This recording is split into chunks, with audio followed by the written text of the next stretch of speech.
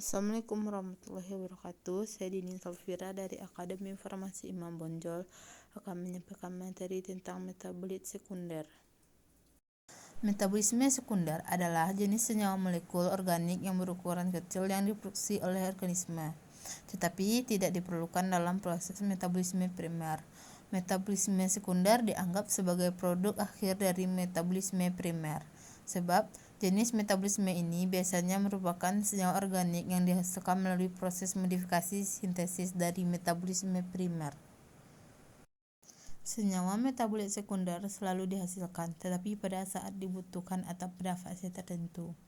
Fungsi metabolit sekunder adalah untuk mempertahankan diri dari kondisi lingkungan kurang menguntungkan, misalnya untuk mengatasi hama dan penyakit, menarik polinator, dan sebagai molekul sinyal jadi. Metabolit sekunder digunakan organisme untuk berinteraksi dengan lingkungannya. Karakteristik metabolit sekunder terbagi ada 5. Yang pertama, tersebar tidak merata dalam setiap organisme. Yang kedua, fungsi ekologis merupakan serangga, pelindung diri, alat bersaing, dan hormon. Yang ketiga, keaktifan fisiologi berkaitan dengan struktur kimia dan berhubungan antar struktur. Yang keempat, perbedaan struktur kimia bergantung pada pengembangan kimia organik dan hubungan antar struktur. Kelima, sebagian besar dari metabolit sekunder adalah turunan dari lemak. Metabolit sekunder diklasifikasikan menjadi 3 kelompok utama. Yang pertama, terpenoid. Sebagian besar senyawa terpenoid mengandung karbon dan hidrogen serta disintesis melalui jalur metabolisme asam mevalonat. Contohnya monoterpena, sesquiterpena, diterpena, triterpena, dan polimer terpena. Yang kedua, fenolik. Semua ini terbuat dari gula sederhana dan memiliki cincin benzena, hidrogen, dan oksigen dalam struktur kimianya. Contohnya asam fenolat, kumarina, lignin, flavonoid, dan tanin.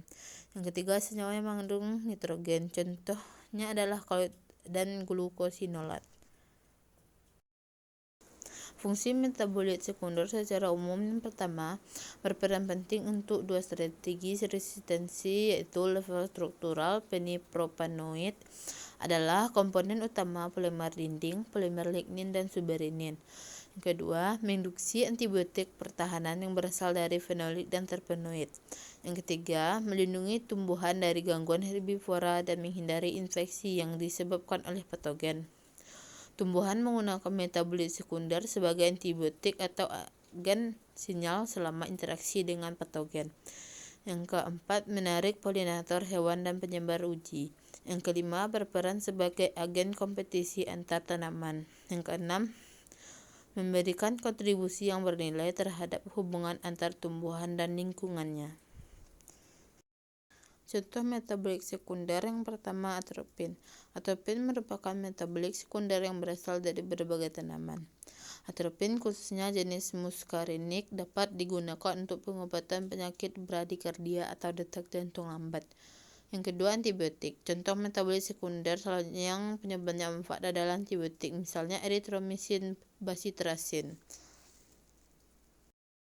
Baiklah, hanya itu yang bisa saya sampaikan. Terima kasih atas kesempatannya. Assalamualaikum warahmatullahi wabarakatuh.